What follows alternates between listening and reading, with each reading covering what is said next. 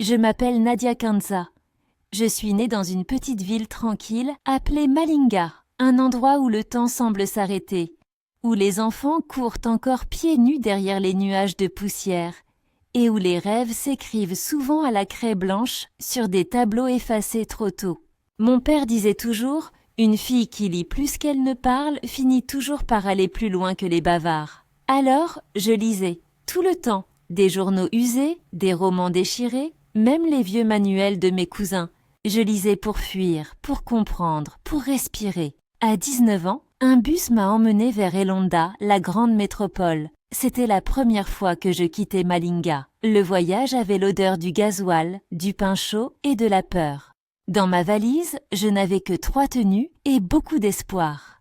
Je venais poursuivre mes études en communication à l'université centrale. Elonda m'a accueilli avec ses klaxons, ses enseignes lumineuses, ses visages pressés. Ici, les gens ne marchaient pas, ils couraient, comme si chaque seconde valait de l'or. Moi, je marchais encore lentement, les yeux grands ouverts, émerveillé et perdu à la fois. C'est là que je l'ai rencontré. Ethan Mando. Il avait ce genre de sourire qu'on n'oublie pas. Un sourire large, désinvolte, presque insolent.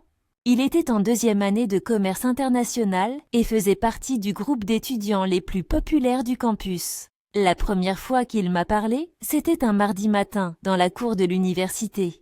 J'avais laissé tomber mon dossier et il m'avait aidé à ramasser mes feuilles. « Tu es nouvelle ici, non ?»« Oui, je viens de Malinga. »« Ah, la fameuse ville des rêveurs, » avait-il dit en riant. Je me souviens de son parfum, une odeur de menthe et de désordre. Nous avons marché ensemble jusqu'à l'amphi.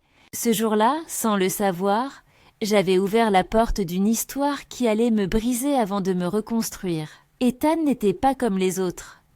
Il parlait de ses ambitions avec passion. Il voulait devenir chef d'entreprise, créer quelque chose de grand. Je l'admirais. Moi, je voulais simplement aider les autres à travers la communication et les projets sociaux. Il me disait souvent « Tu penses trop petit, Nadia. Rêve grand. Même si le monde t'appelle folle. » Nous sommes devenus amis, puis très vite, inséparables. Nos soirées étaient rythmées par des discussions sans fin, des plans d'avenir, des rires et parfois des silences qui disaient plus que les mots. Ethan avait des blessures que je ne comprenais pas encore. Il portait en lui quelque chose d'éteint, une colère contenue, une peur du vide. Je me suis mise à croire que je pouvais être celle qui le sauverait. L'amour à cet âge, c'est une mission qu'on s'invente pour se sentir utile. Un soir, alors que la pluie cognait sur les tôles de la résidence universitaire, il battit en Joanna. M'a dit « Nadia, si un jour je réussis, tu seras la première personne que je remercierai. » J'ai souri. Je n'avais pas besoin qu'il me remercie. Je voulais juste qu'il tienne ses promesses, qu'il reste cet homme que j'admirais tant. Mais le destin, lui, ne fait pas de promesses. Il sème des signes qu'on ignore. Tempêtes qu'on croit passagères et des départs qu'on refuse de voir venir. Je ne savais pas encore que ce même sourire, celui qui m'avait fait fondre ce matin-là, allait un jour me faire pleurer des nuits entières. Les mois passaient et Ethan faisait désormais partie de ma vie comme l'air que je respirais. Il m'attendait à la sortie des cours, portait mes cahiers, me faisait rire quand j'étais fatiguée et trouvait toujours le mot qu'il fallait pour apaiser mes doutes. À 20 ans, je croyais à l'amour plus qu'à tout. Je croyais qu'aimer suffisait à sauver quelqu'un. Mais parfois, l'amour n'est pas une lumière. C'est un feu qui brûle lentement sans qu'on s'en rende compte. Au début, j'avais remarqué des détails. Des appels qu'il coupait brusquement, des soirs où il devenait nerveux sans raison, des journées entières où il disparaissait sans prévenir. Quand je posais des questions, il souriait. « Tu penses trop, Nadia. Laisse-moi respirer un peu, je gère mes trucs. » Et moi, je le croyais. Parce que l'amour, c'est aussi une forme d'aveuglement qu'on confond avec la loyauté. Un soir, alors que je rentrais plus tôt de la bibliothèque, j'ai décidé de lui faire une surprise. Je suis allée à sa chambre sans prévenir. La porte était entr'ouverte. À l'intérieur, la lumière clignotait faiblement et l'air empestait un mélange de fumée et de parfums lourds.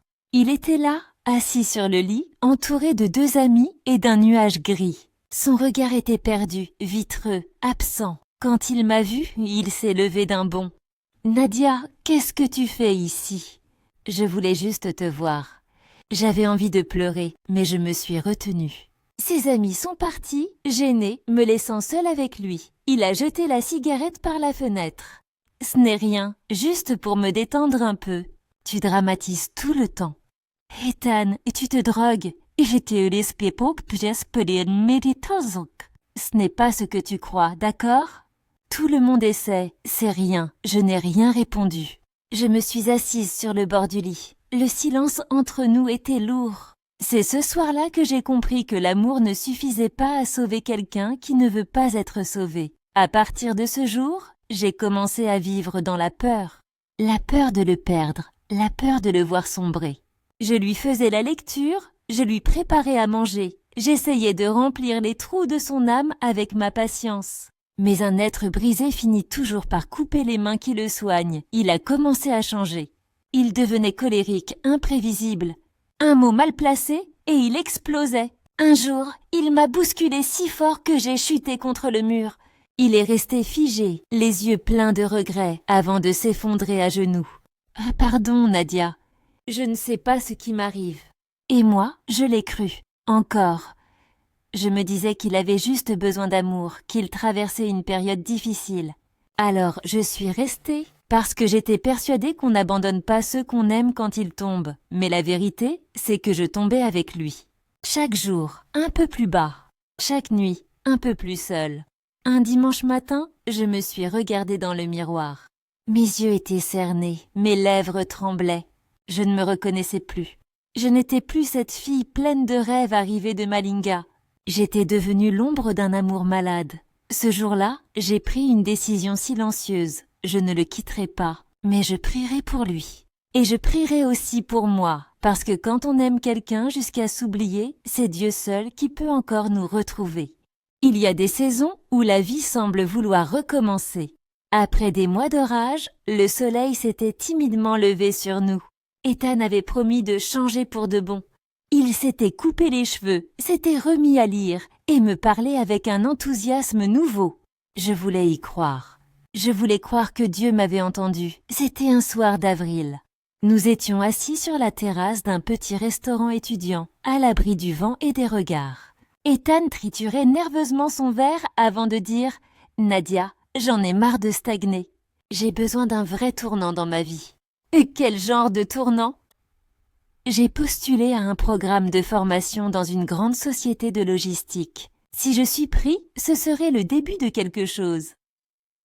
Ses yeux brillaient, et pour la première fois depuis longtemps, ce n'était pas à cause d'un excès, mais d'un rêve. Je me suis sentie fière de lui. Alors, j'ai décidé de suivre le mouvement. Moi aussi, j'ai envie de tenter quelque chose. Toi ? Oui, il y a un programme dans une ONG de santé communautaire. Il recherche des jeunes formés en communication, capables de gérer des campagnes de sensibilisation. Il m'a regardé en souriant. « Ma Nadia, toujours en train de sauver le monde. Et toi, toujours en train de vouloir le diriger, nous avons ri. Ce soir-là, j'avais presque oublié tout ce que j'avais enduré. Les semaines suivantes furent intenses. Dossiers à remplir, lettres de motivation à rédiger, nuits blanches à s'encourager mutuellement.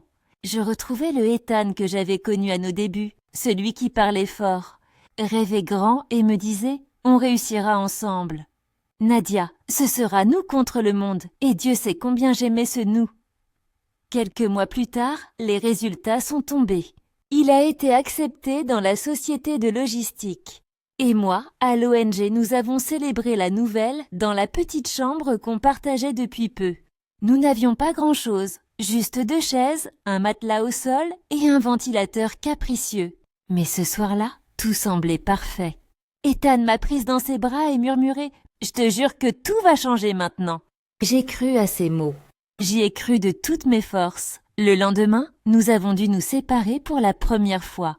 Lui devait rejoindre Kema, une ville portuaire animée, pleine d'opportunités. Moi, j'étais affectée dans une zone intérieure, plus calme, où mon rôle serait d'organiser des campagnes de sensibilisation pour les femmes et les enfants avant son départ, Il m'a regardé longuement et a dit « On va tenir. Nadia, promis, je t'appellerai tous les jours. Je te croirai sur parole, Ethan. » Je l'ai vu partir avec sa valise à la main et ce sourire d'homme sûr de lui. Je l'ai regardé s'éloigner jusqu'à ce qu'il devienne un point flou dans la lumière du soir.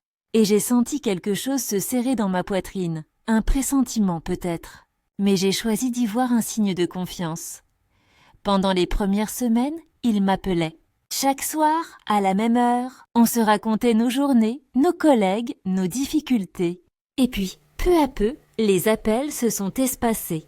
Les messages sont devenus courts, mécaniques. Un bonne nuit sans je t'aime. Un désolé, je suis fatiguée au lieu d'un comment vas-tu? Je me disais qu'il devait être débordé, qu'il s'adaptait à son nouvel environnement. Mais au fond de moi, je sentais déjà que quelque chose se défaisait, silencieusement. Un soir, je lui ai envoyé un message. « Tu me manques ». Il n'a jamais répondu. 3 jours plus tard, je l'ai rappelé. Une voix de femme a décroché. Une voix douce, posée, mais pleine de venin. « Allô ? Je voudrais parler à Ethan, s'il vous plaît. » « Écoute, ma chérie, il dort. Et pour ton information, tu devrais arrêter de l'appeler.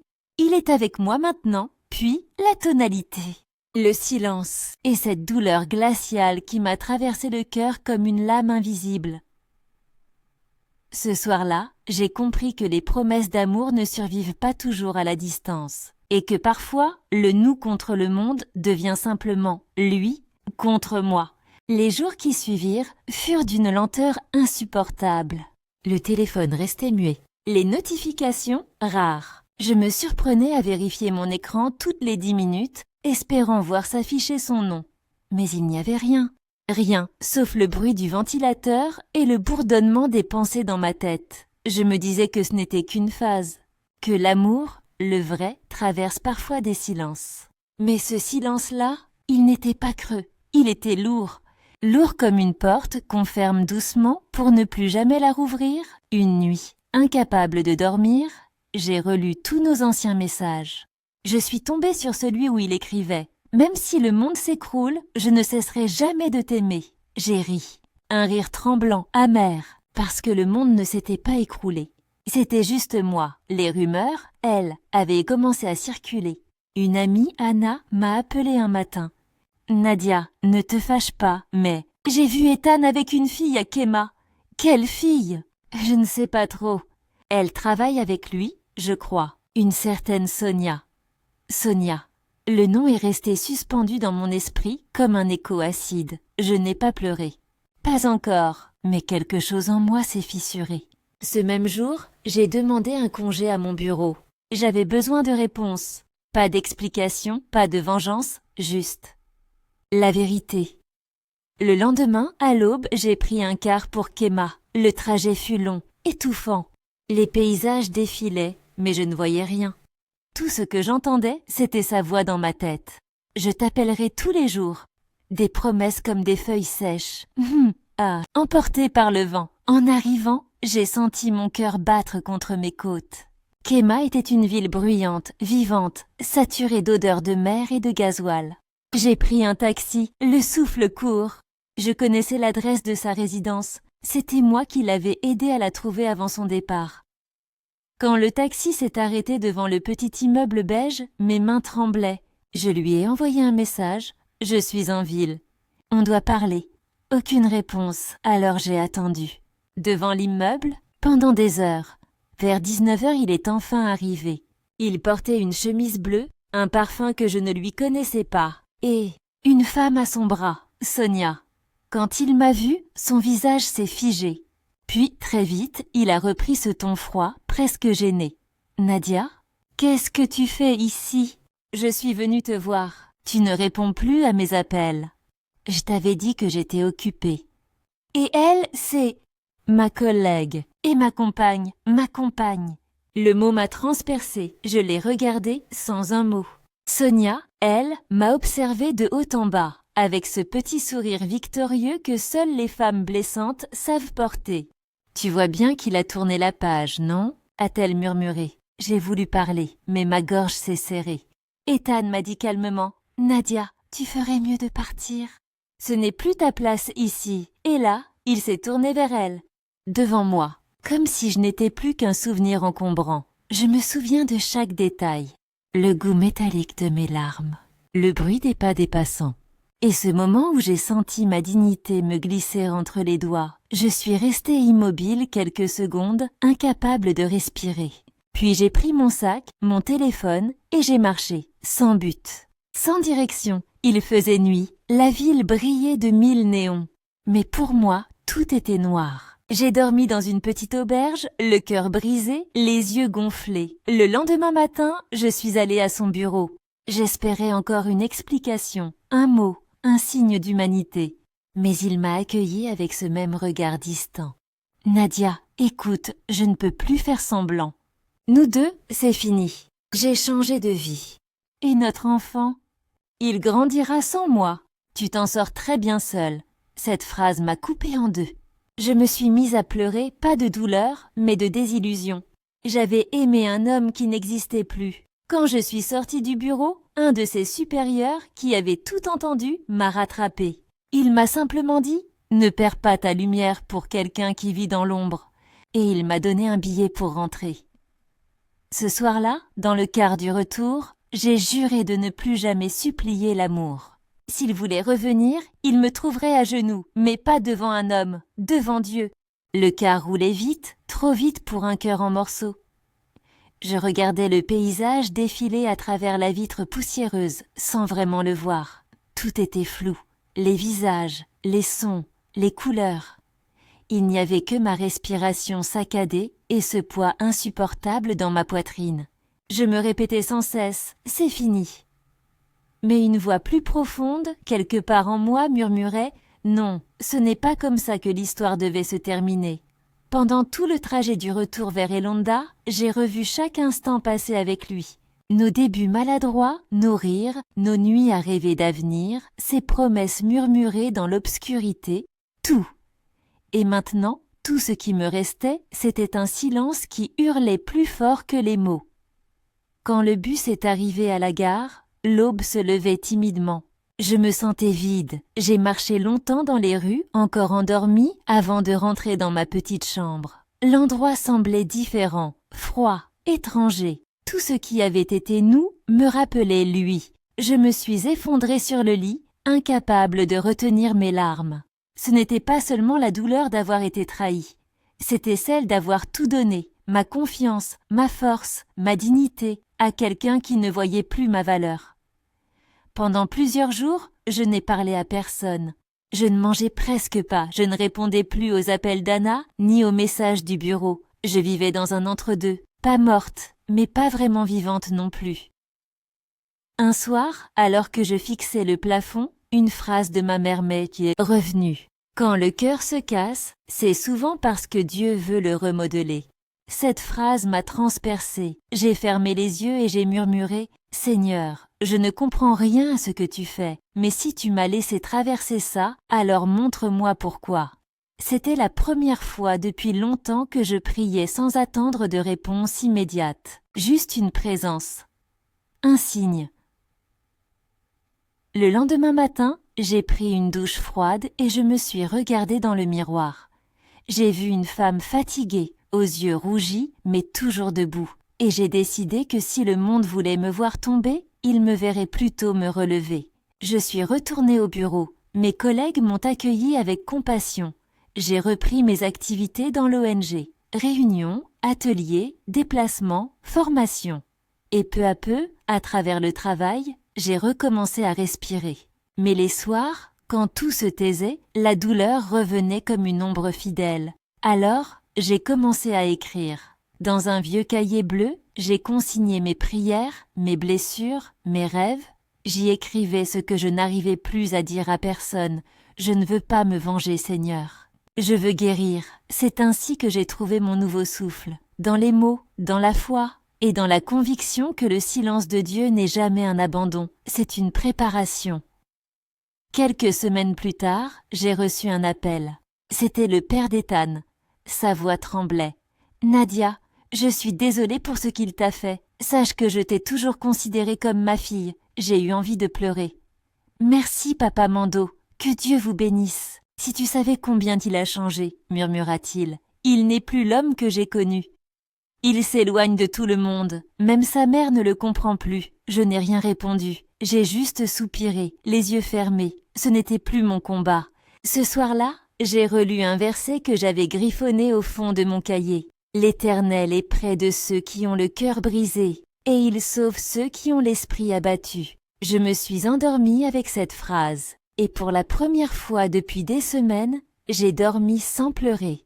Je ne le savais pas encore, mais cette paix fragile était le début de ma résurrection. Il y a un moment dans la douleur où les larmes ne viennent plus. Non pas parce que la peine s'est apaisée, mais parce qu'elle s'est installée, silencieuse, comme un souffle qu'on apprend à porter. J'étais arrivée à ce point. Pendant des semaines, je n'ai plus prononcé son nom. Je n'ai pas parlé de lui, ni de ce qu'il m'avait fait. Pas parce que j'avais oublié, mais parce que j'avais compris que répéter la plaie, c'était l'empêcher de cicatriser. J'ai fait le vœu du silence. Chaque matin, je me levais avant le jour. Je faisais couler l'eau froide sur mon visage, j'enfilais ma robe de travail et je sortais sans maquillage. L'air du matin me piquait le visage, mais ce froid avait quelque chose de purifiant. Je marchais jusqu'à mon bureau en écoutant le bruit des motos, les cris des vendeurs, les pas pressés des gens. Le monde continuait et je recommençais moi aussi à continuer. À l'ONG, j'étais redevenue cette fille passionnée que tout le monde admirait. On m'avait confié un projet de sensibilisation dans les écoles. Parler d'hygiène, de confiance en soi, de rêve. Ironie du sort. Je parlais d'espérance à des enfants alors que j'essayais encore d'en retrouver un peu pour moi. Mais chaque sourire reçu me réparait un peu. Les soirs, je rejoignais un petit groupe de prière animé par Pasteur Jonas, un homme au regard doux et à la voix apaisante. Il disait souvent « Dieu ne rend pas toujours les choses comme avant ». Parfois, il les reconstruit différemment pour qu'elles soient plus solides. Ces mots sont restés en moi comme une encre. Je commençais à comprendre que ce que j'appelais perte était peut-être simplement une libération déguisée. Un dimanche, après le culte, j'ai reçu un message d'un numéro inconnu. Je n'ai pas eu besoin de deviner longtemps. C'était lui. Ethan, Nadia, je pense à toi. Je sais que j'ai tout gâché. J'aimerais qu'on parle. J'ai regardé ce message longtemps, sans ressentir de colère, ni même de tristesse. Rien, comme si l'amour lui-même s'était effacé, laissant place à une étrange paix. J'ai simplement répondu « Je prie pour que tu trouves la paix toi aussi », puis j'ai supprimé le message. Ce jour-là, j'ai compris que le vrai pardon n'a pas besoin de spectateurs. Ce n'est pas un acte spectaculaire. C'est un lâcher-prise silencieux, un choix intime qu'on fait entre soi et Dieu. Le soir, dans mon cahier bleu, j'ai écrit « Seigneur, je ne veux plus pleurer sur ce qui m'a quitté. Apprends-moi à sourire pour ce qui vient. » Petit à petit, le monde a changé autour de moi. Les gens disaient que j'avais l'air plus sereine, plus lumineuse. C'était étrange d'entendre ça, parce que je ne faisais rien d'extraordinaire.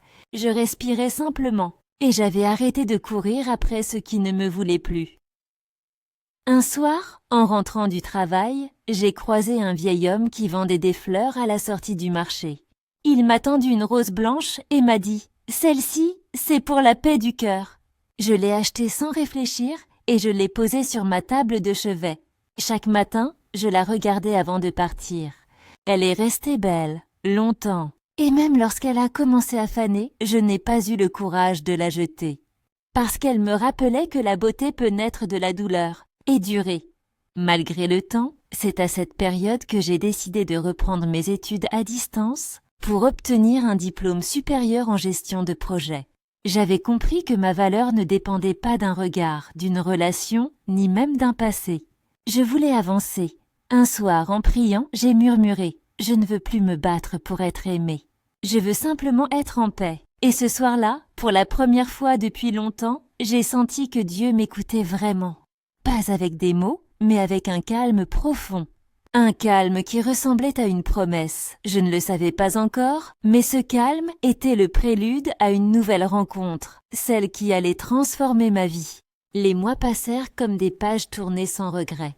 Je travaillais beaucoup, je priais plus encore, et surtout, j'apprenais à vivre seule, sans ce vide collé à ma poitrine.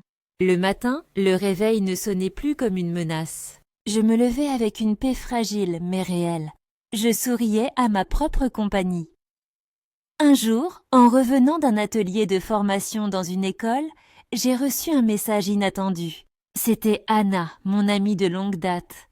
Nadia, je ne sais pas si tu veux savoir, mais j'ai appris des choses sur Ethan. Mon cœur a battu plus fort, mais pas de la manière d'autrefois. Pas de peur, pas d'excitation. Juste cette curiosité neutre qu'on a pour une histoire déjà terminée. Dis toujours, ai-je répondu. Il s'est marié avec Sonia, en cachette. Il paraît que leur fils est malade. Je suis restée silencieuse un moment. Je n'ai rien ressenti.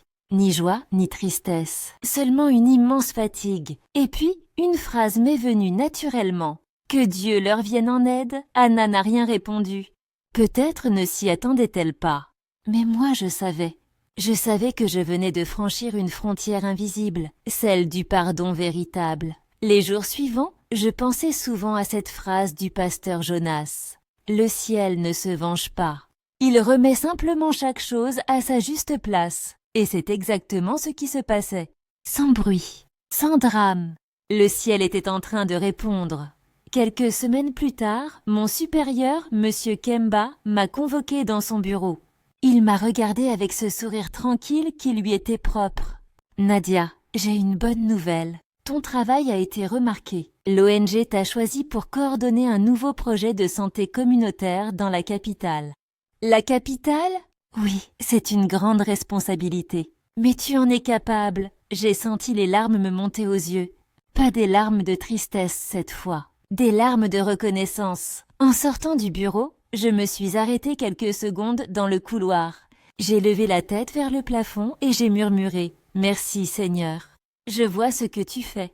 Tu reconstruis sans bruit, mais avec perfection. Mon installation dans la capitale fut un nouveau départ. J'ai loué un petit appartement lumineux avec un balcon qui donnait sur une rue animée. J'y ai mis des plantes, des livres et des rideaux blancs.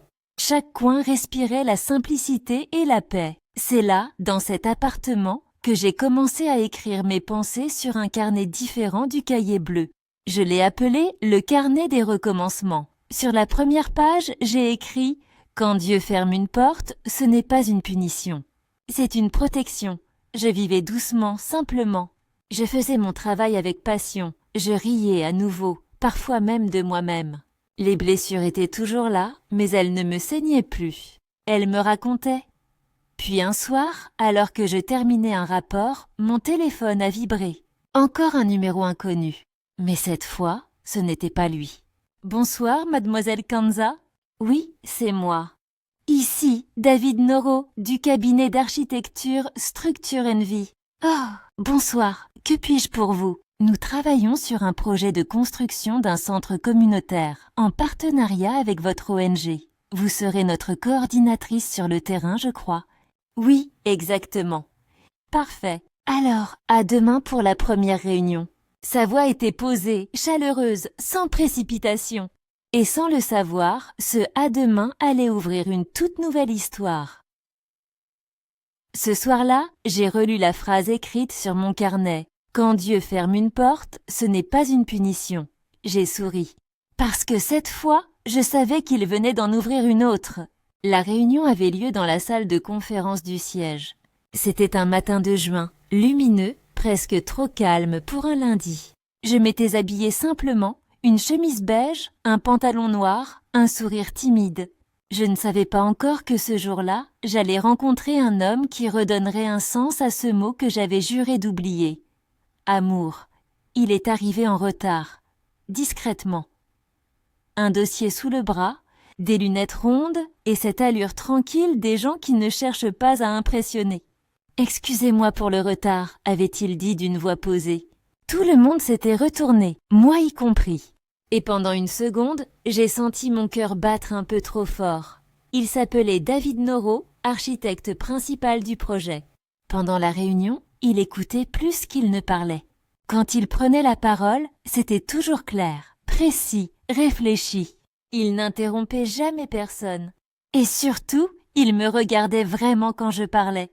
Pas comme un homme regarde une femme, mais comme un esprit attentif regarde une autre âme. À la fin, il m'a rattrapé à la sortie. Vous êtes Nadia Kanza? Oui. Vous avez une manière de présenter les choses apaisante. J'ai souri. Merci, c'est la pratique. Les projets communautaires, c'est souvent plus de patience que de budget. Il a ri doucement. Je crois que vous et moi allons bien travailler ensemble. Et c'est ainsi que tout a commencé. Les semaines suivantes, nous avons enchaîné les réunions, les visites de terrain, les échanges tardifs sur les plans et les stratégies. Il y avait entre nous une complicité naturelle, fluide, sans effort. Je me surprenais à attendre nos moments de travail avec une joie tranquille. Pas celle qui brûle, mais celle qui réchauffe. Un soir, après une journée de supervision dans un quartier périphérique, il m'a raccompagnée jusqu'à mon appartement. Il s'est arrêté devant la porte, hésitant. « Vous savez, Nadia, c'est rare de rencontrer quelqu'un qui parle de son travail avec autant de conviction. Je crois que quand on a beaucoup souffert, on finit par vouloir aider les autres à ne plus tomber dans les mêmes trous. » Il a hoché la tête, pensif. « Vous avez souffert ?» J'ai souri faiblement. « Disons que j'ai appris. » Il a répondu doucement. « Alors vous êtes déjà en avance sur beaucoup d'entre nous. » Il n'a rien ajouté. Mais ce soir-là, j'ai su que quelque chose venait de naître. Pas un sentiment brutal, mais une graine. David était tout ce qu'Ethan n'avait jamais été. Calme là où l'autre était impulsif. Stable là où l'autre était imprévisible. Présent, sincère, attentif. Il m'appelait juste pour me demander si j'avais bien mangé. Il m'écoutait sans me juger. Et surtout, il ne me faisait jamais sentir que je devais prouver ma valeur. Je pouvais être silencieuse, fatiguée, maladroite. Il restait là, sans s'en aller. Un jour, il m'a offert un carnet relié en cuir. « Pour que vous continuiez à écrire vos pensées », m'a-t-il dit. Sur la première page, il avait inscrit « Les cœurs brisés ne sont pas des ruines. Ce sont des terrains sur lesquels Dieu construit plus solides. » J'ai eu les larmes aux yeux. Il n'avait pas besoin d'en savoir plus sur mon passé. Il avait deviné. Le projet sur lequel nous travaillions a duré 8 mois. 8 mois d'échanges, de cafés, de déplacements, de regards qui se croisaient un peu plus longtemps qu'ils ne devraient. Mais jamais un mot de trop. C'était comme si tout se construisait naturellement, sans précipitation, comme un édifice invisible. À la fin du projet, il m'a invité à dîner. Pas dans un restaurant luxueux, non. Dans un petit café discret, près du fleuve. Les lumières étaient tamisées, l'air sentait le jasmin. Nous avons parlé de tout, sauf du travail. À un moment, il a posé sa tasse, m'a regardé droit dans les yeux et a dit « Nadia, je ne veux pas te bousculer. Je sais que tu viens de loin. Mais si un jour ton cœur décide de rouvrir une porte, je voudrais être celui qui frappe doucement. » Je suis restée muette, touchée, troublée, pas parce qu'il m'avait fait une déclaration, mais parce qu'il avait dit doucement. C'était la première fois qu'un homme me proposait l'amour sans l'imposer. Ce soir-là, en rentrant, j'ai ouvert mon vieux cahier bleu. À la page où j'avais écrit « Je ne veux plus me battre pour être aimée. Je veux simplement être en paix ». J'ai ajouté en dessous « Et si la paix, c'était aussi d'aimer à nouveau, mais autrement ?» Puis j'ai souri. Parce que pour la première fois depuis longtemps, mon cœur battait. Sans peur. L'amour, je l'avais connu dans le tumulte. Les cris, les promesses, les silences, les pardons. Mais avec David, c'était différent. Il n'y avait pas de drame, pas de haut ni de bas, seulement une douceur constante, presque déroutante au début. Je n'avais plus besoin de me battre pour exister.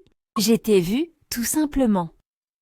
Nos journées se ressemblaient, mais jamais elles ne me lassaient. On se retrouvait parfois à la pause déjeuner pour manger dans un petit restaurant végétarien qu'il aimait. Il me parlait de ses projets d'architecture, de sa passion pour les structures écologiques. Moi, je lui parlais de mes campagnes de sensibilisation, de mes rêves pour les jeunes filles de Malinga, de mon envie de créer un centre pour elles un jour. « Tu as une âme de bâtisseuse » m'a-t-il dit un jour en souriant. « Et toi, une âme de sculpteur. Tu donnes forme à ce qui semblait impossible. » Il a ri. « Peut-être qu'on est fait pour construire ensemble, alors. » Je me souviens avoir rougi. Son ton n'avait rien de prétentieux. Il ne me séduisait pas, il me respectait. Un dimanche matin, il m'a invité à l'église. J'hésitais, je n'y allais plus depuis longtemps, par peur d'y croiser mon passé. Mais il m'a simplement dit, ce n'est pas une obligation, juste un lieu où on pose le cœur avant de recommencer la semaine. Alors j'y suis allée. L'endroit était lumineux, paisible, sans faste. La musique douce, les voix sincères. Pendant la prière, il m'a tenu la main. Pas pour montrer quelque chose, mais comme on tient un fil invisible entre deux âmes qui se reconnaissent. Ce jour-là, j'ai pleuré. Pas parce que j'étais triste, mais parce que je me sentais vue par Dieu. Comme si tout ce que j'avais traversé m'avait mené ici, à cet instant précis. Après le culte, il m'a confié « Tu sais, Nadia, j'ai aussi connu des blessures, mais j'ai appris que l'amour sans Dieu finit toujours par s'épuiser. Et avec Dieu, il apprend à durer. » Ces mots m'ont apaisé comme une promesse silencieuse. Les mois passaient et notre complicité devenait naturelle, presque sacrée. Nous parlions de tout, nos doutes, nos peurs, nos limites. Un soir, sur le balcon, il m'a dit « Nadia, je ne veux pas être l'homme de ton oubli. Je veux être l'homme de ton apaisement. » Je n'ai rien dit. Je lui ai simplement serré la main. Quelques semaines plus tard, il m'a demandé si je voulais qu'on prie ensemble, chaque soir. C'est devenu notre rituel. Parfois, il priait à voix basse, parfois c'était moi. Et à chaque Amen, je sentais nos âmes se rapprocher. Il n'y avait ni bague, ni déclaration enflammée, seulement des gestes simples, sincères. Il réparait sans rien forcer. Il aimait sans promesse, mais avec conviction. Puis un soir, dans son salon, entre une tasse de thé et le bruit de la pluie sur les vitres, il a pris ma main. « Nadia, je t'ai observée, j'ai appris à t'écouter, à te comprendre. Et plus je te connais, plus je vois la main de Dieu dans ta vie. Je ne veux pas seulement t'aimer, je veux t'honorer. Veux-tu que l'on marche ensemble? Pas seulement pour aujourd'hui, mais pour le reste du chemin. » J'ai senti mes yeux s'embuer. Je n'ai pas répondu tout de suite. Je me suis contentée de poser ma tête sur son épaule. « Oui, David, marchons. Mais promets-moi une chose, que si un jour l'amour faiblit, la foi prendra le relais. » Il a souri. On promis, notre mariage a été simple. Quelques proches, de la musique douce, des sourires sincères. Je portais une robe ivoire légère, sans luxe, mais pleine de sens. À la fin de la cérémonie, je me suis tournée vers lui et j'ai dit « Je t'ai attendu sans savoir que je t'attendais. » Et Dieu m'a ramené à toi par la patience, pas par la passion. Il a répondu, les yeux brillants. Et moi, je ne te garderai pas pour moi. Je te laisserai toujours à Dieu, avant tout. Ce jour-là, j'ai su que j'étais enfin à ma place. Pas dans un conte de fées, mais dans une réalité bénie. Ce soir, en relisant mes anciens carnets, j'ai trouvé la toute première phrase que j'y avais écrite. « Je veux guérir ». Et je l'ai entourée d'un cercle, en ajoutant dessous « Et j'ai guéri, par l'amour selon la foi ». Cela faisait 2 ans que David et moi étions mariés. 2 années simples, mais pleines de grâce. Nos journées se déroulaient dans la paix, rythmées par le travail, la prière et ces moments suspendus où le monde semblait s'arrêter autour de nous. J'avais l'impression d'avoir refermé tous les chapitres de ma vie. Mais le passé, lui, ne me laissa pas refermer le livre si facilement. Un soir d'octobre, alors que je rentrais d'un déplacement professionnel, j'ai reçu un message sur mon téléphone. Le nom affiché m'a figé. Un prénom que je n'avais plus prononcé depuis des années, Ethan. « Nadia, je sais que je n'ai pas le droit de t'écrire, mais je t'en supplie, écoute-moi une dernière fois. » J'ai lu le message 3 fois.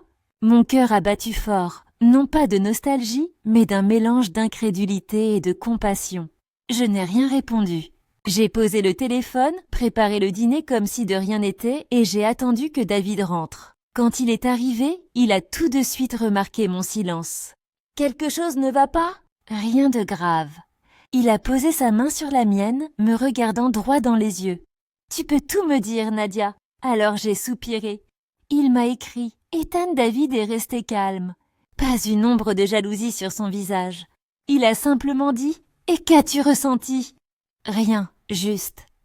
La surprise, il a hoché la tête, puis a murmuré « Alors c'est que tu as vraiment guéri. » 2 jours plus tard, Ethan m'a appelé. Contre toute attente, j'ai décroché. Sa voix était méconnaissable, tremblante, abîmée, lointaine. « Nadia. »« Oui, Ethan. Je ne t'appelle pas pour que tu reviennes. Je sais que c'est impossible. Je voulais juste te dire, je regrette. Le silence entre nous était lourd, mais pas comme avant.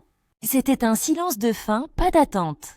Tout ce que j'ai touché après toi s'est effondré, Nadia. Mon entreprise, ma maison, mon couple, même la santé de mon fils. Tout. Et chaque fois que je ferme les yeux, je revois ton visage. Je respirais lentement, cherchant mes mots. Ethan, tu récoltes seulement ce que tu as semé. Mais Dieu reste un Dieu de pardon. Ce que tu vis n'est pas une punition, c'est une leçon. Il a pleuré. De longs sanglots étouffés, comme ceux d'un enfant. Je l'écoutais sans haine. J'avais mal pour lui, mais plus à cause de lui. Je t'ai fait du mal, Nadia, et maintenant, c'est à moi que la vie le rend. Mais toi, dis-moi, tu es heureuse? J'ai fermé les yeux et j'ai souri. Oui, très heureuse.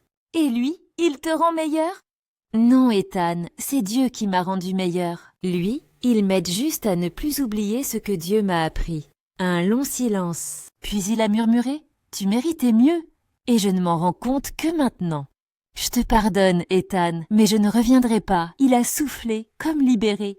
Merci, Nadia. Tu m'as toujours sauvée, même sans le savoir. Et l'appel s'est terminé ainsi. Pas de cris, pas de rancune, pas de drame. Juste deux âmes qui se disent adieu, une dernière fois, proprement. Ce soir-là, je suis allée sur le balcon. La ville dormait et le ciel brillait d'un calme parfait. David est venu me rejoindre, une tasse de tisane à la main. « Tu l'as entendu ?»« Oui, et tu vas bien ?» Je l'ai regardé. Mieux que jamais. Il a souri, puis m'a dit doucement « Les fantômes du passé ne viennent pas pour te hanter.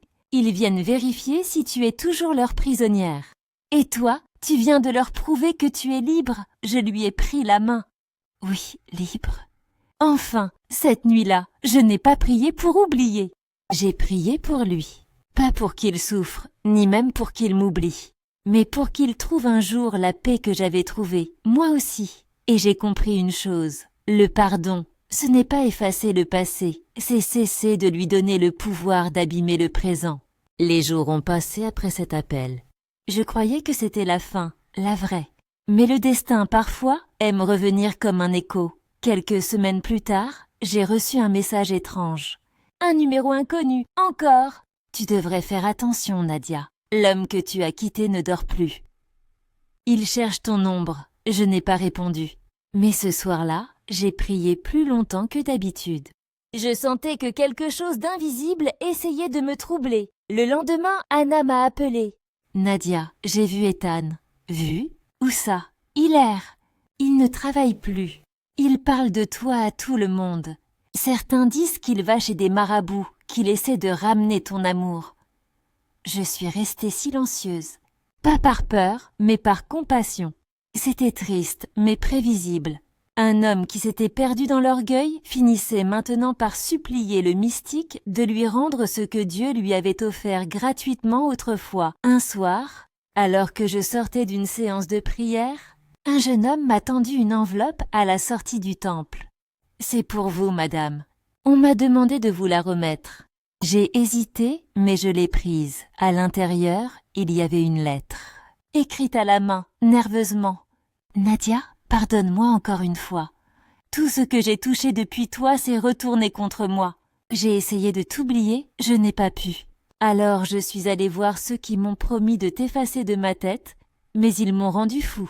Je rêve de toi chaque nuit. Je te vois prier, je t'entends parler à ton Dieu, et je sens que je n'ai aucune place là-bas. Je sais que tu es mariée, mais si ton Dieu est si bon, dis-lui de me pardonner aussi. Je suis restée longtemps, la lettre à la main. Le vent du soir soufflait doucement sur la cour de l'église. Et j'ai murmuré, « Seigneur, aie pitié de lui. Il est perdu, mais il t'appartient aussi. » Je n'ai jamais cherché à répondre, parce que certaines histoires n'ont pas besoin d'une conclusion. Elles ont juste besoin d'un silence qui bénit de loin. Quelques mois plus tard, j'ai appris qu'Ethan était tombé malade, une infection pulmonaire grave.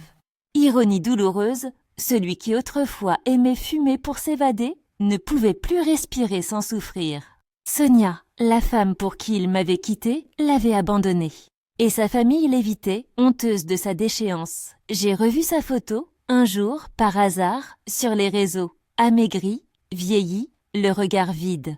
Sous la publication, une phrase « Les mauvaises décisions coûtent cher à l'âme ». J'ai fermé mon téléphone. Non par indifférence, mais parce que la pitié ne devait pas devenir une nostalgie. Je savais qu'il récoltait ce qu'il avait semé, mais au fond de moi, je ne souhaitais pas sa chute, seulement sa rédemption. Un soir, en prière avec David, je lui ai parlé de la lettre. Il m'a écouté sans m'interrompre. Puis calmement, il a dit « Tu vois, Nadia, le mal qu'il t'a fait n'était peut-être qu'un passage pour te préparer à la grâce que tu vis aujourd'hui. Même lui, Dieu peut encore le relever s'il le cherche avec sincérité. Tu crois qu'un homme comme lui peut encore changer? Si Dieu a changé ton cœur, pourquoi pas le sien? » J'ai souri faiblement. C'était vrai. Rien n'est jamais trop tard pour un cœur qui s'humilie. Les semaines suivantes, je n'ai plus entendu parler d'Ethan. Mais parfois, le soir, je pensais à lui. Pas avec tristesse, plutôt avec cette paix que l'on ressent quand on prie pour un ancien ennemi. Un jour, au hasard d'une lecture, je suis tombée sur cette phrase. Certains cherchent la lumière dans les ténèbres, mais oublient qu'ils portent eux-mêmes une étincelle. J'ai compris que c'était lui. Et moi, j'avais juste appris à protéger ma flamme. Depuis, je garde sa lettre dans un tiroir, plié dans une Bible, pas comme un souvenir, mais comme un témoignage. Celui que même les ténèbres reconnaissent la lumière, quand elles la voient briller de loin. Il y a des soirs où le silence de la maison a la douceur d'une prière exaucée. Ces soirs-là, j'aime m'asseoir sur le balcon, regarder les lumières d'Elonda s'étendre au loin et écouter les rires de mes enfants dans leur chambre. C'est dans ces moments que je mesure le chemin parcouru. La douleur d'hier n'est plus qu'un souvenir poli par le temps, une ombre qui me rappelle la force de la lumière. David, lui, est resté le même, calme, patient, profondément présent. Mais depuis que je lui ai tout raconté, tout, depuis Malinga jusqu'à Ethan, il a changé dans sa façon de m'aimer. Pas parce qu'il me jugeait, non, mais parce qu'il avait compris la valeur de ce cœur qu'il tenait entre ses mains. Ce soir-là, je venais de finir une longue journée au centre communautaire. Je suis rentrée fatiguée, le visage marqué par la chaleur, les épaules alourdies par les dossiers. David m'attendait dans le salon, un sourire tranquille aux lèvres. « Tu es fatiguée, hein ?»« Un peu, oui. »« Alors, pose tout. J'ai une surprise pour toi. » Je me suis assise, intriguée. Il a allumé la télévision. Sur l'écran défilait une vidéo. Un montage de photos, de moments, de visages familiers. Moi en plein atelier. Moi riant avec les enfants du centre. Moi en train de parler dans une conférence.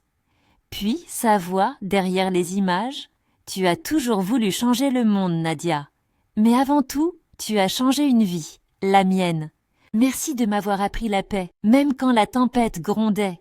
Aujourd'hui, c'est à moi de te dire, repose-toi. Dieu t'a ramené loin de la douleur et maintenant, il t'offre le repos du cœur. Je n'ai pas pu retenir mes larmes. Elles coulaient, chaudes, douces, légères. Je me suis tournée vers lui. Tu es incroyable. Il a haussé les épaules, malicieux. Non, c'est toi qui m'inspires à l'être. Après le dîner, nous sommes sortis marcher un peu. L'air du soir sentait la pluie et la terre. Main dans la main, sans un mot, nous avons longé la rue. Je sentais son calme me traverser. À un moment, il s'est arrêté.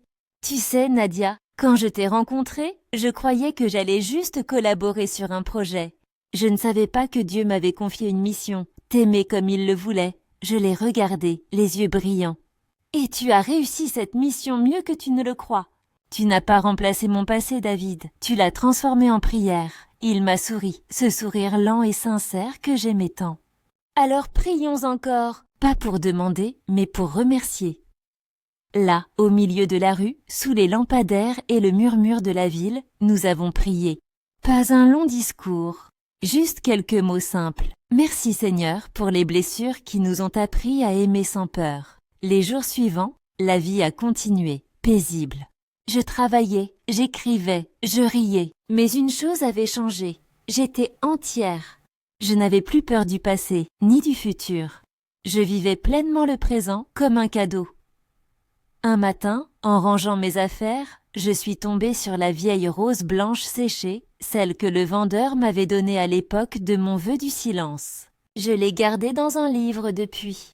Elle était fanée, fragile, mais toujours belle à sa manière. Je l'ai serrée entre mes doigts et j'ai murmuré. « Tu vois, petite rose ? On a survécu. » Ce soir-là, David m'a emmenée dans un petit restaurant au bord de l'eau.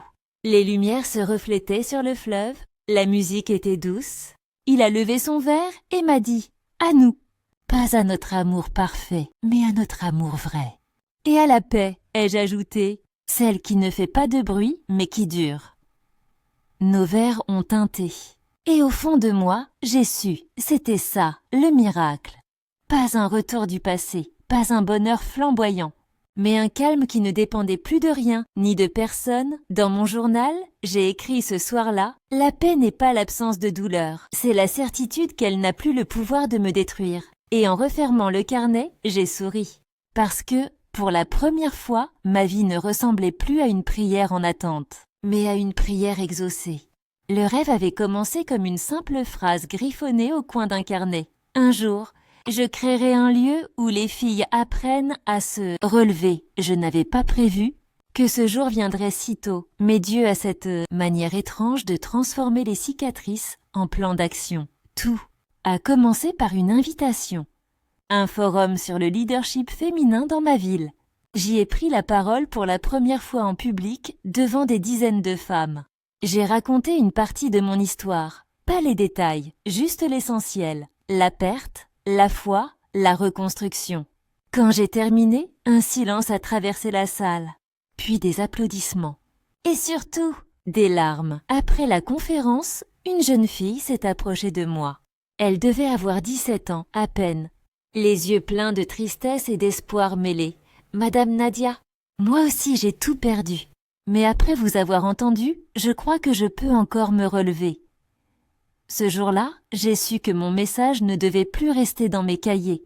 Il devait devenir un lieu vivant. Avec le soutien de David et de quelques amis de l'ONG, j'ai commencé à bâtir le projet.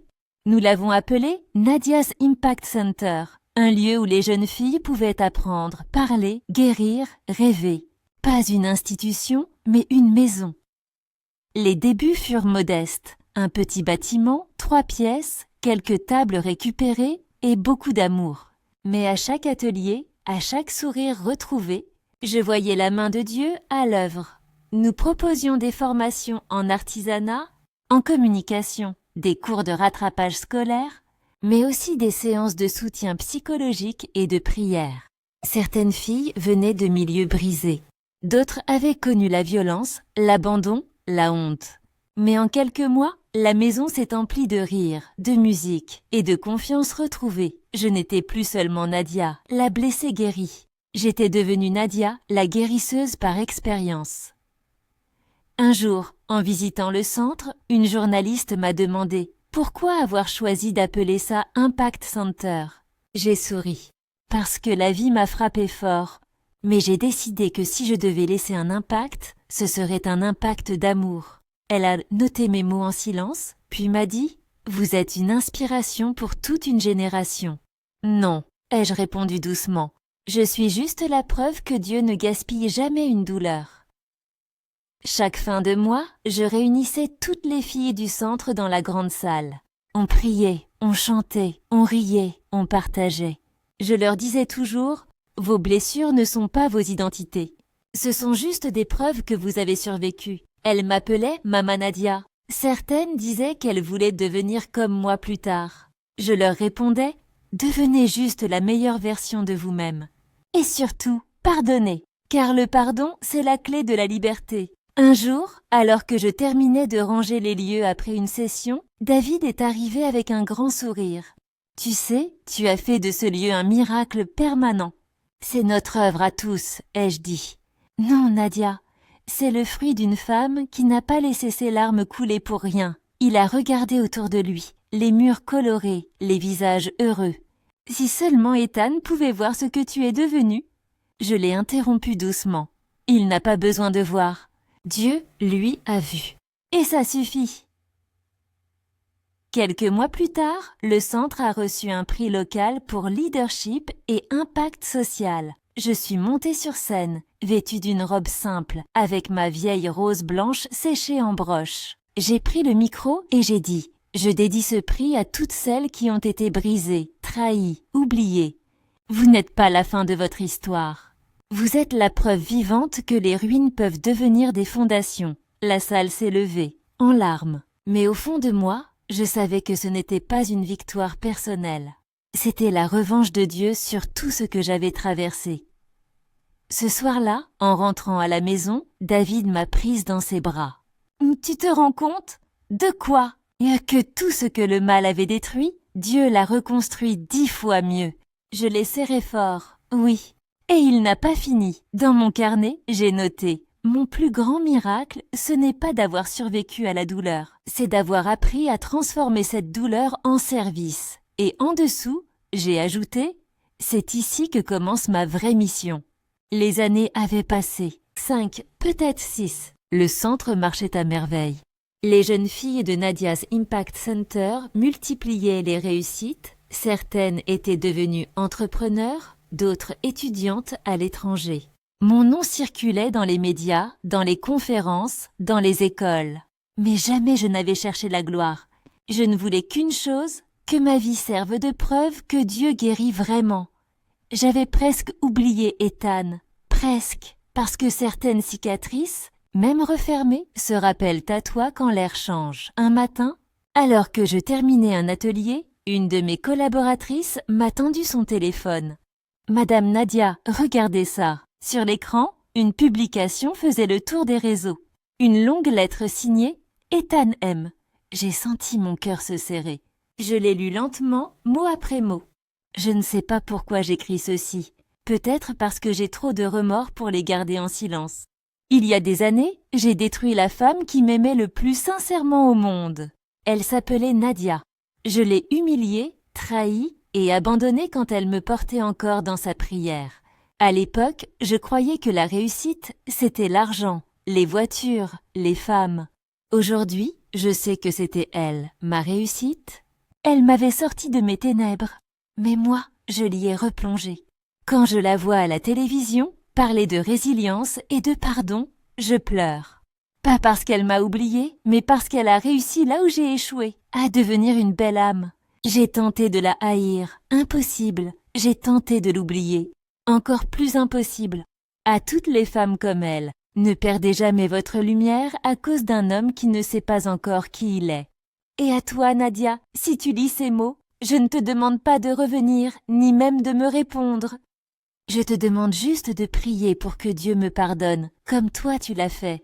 J'ai refermé le téléphone. Un long silence a traversé la salle. Toutes me regardaient, curieuses, bouleversées. « Madame Nadia, vous allez répondre ?» J'ai souri doucement. Non, elle semblait surprise. Mais moi, je savais que certaines histoires se terminent par le silence. Parce que le silence, c'est la paix qui parle à la place du passé. Le lendemain, la presse locale m'a contactée. On voulait ma réaction.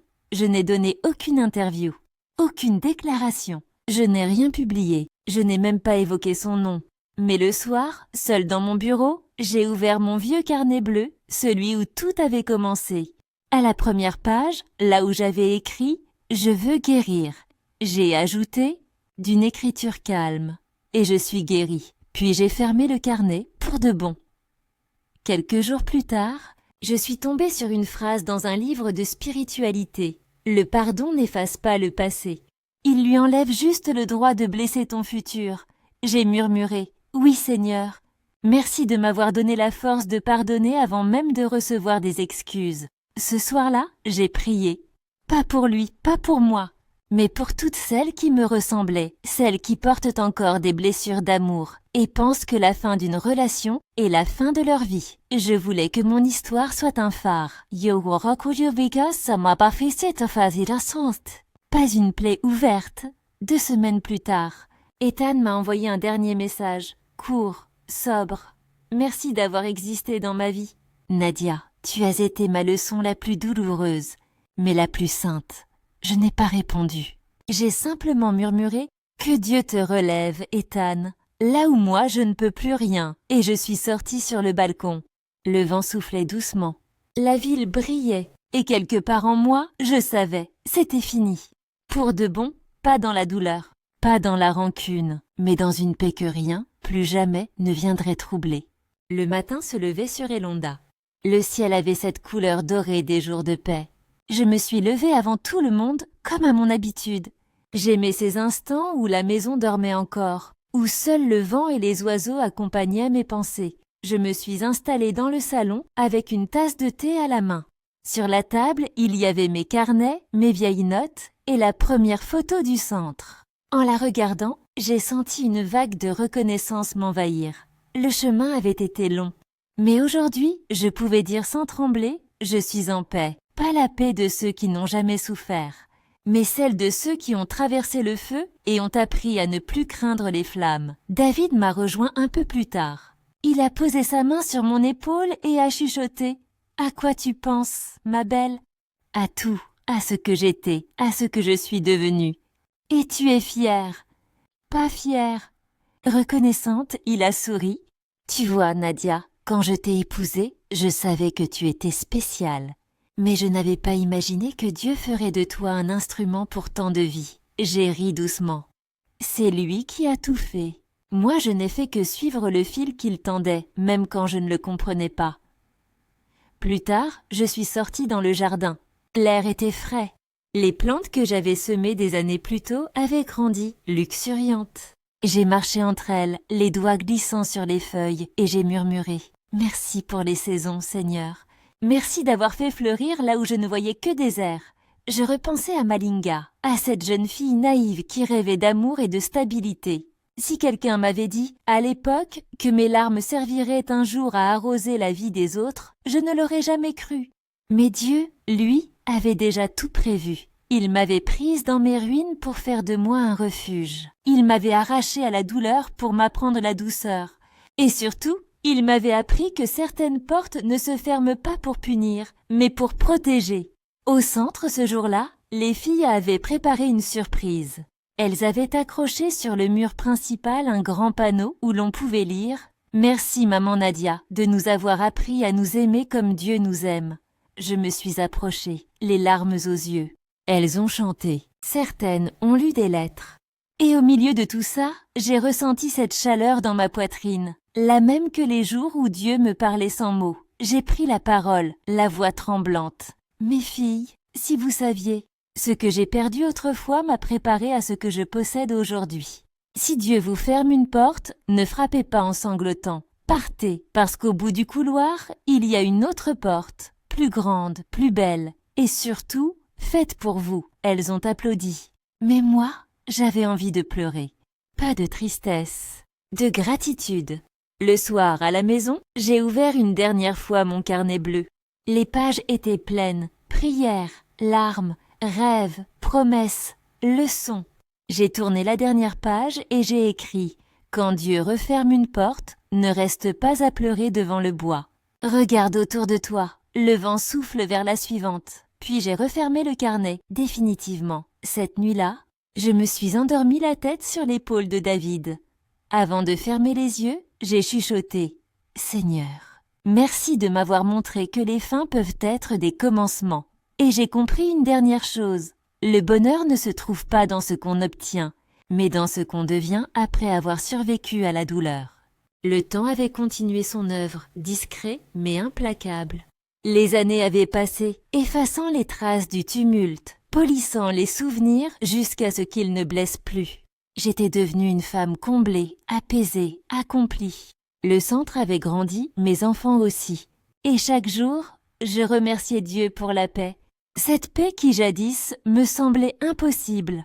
Un matin de septembre, alors que je triais du courrier au bureau du centre, une enveloppe inhabituelle attira mon attention.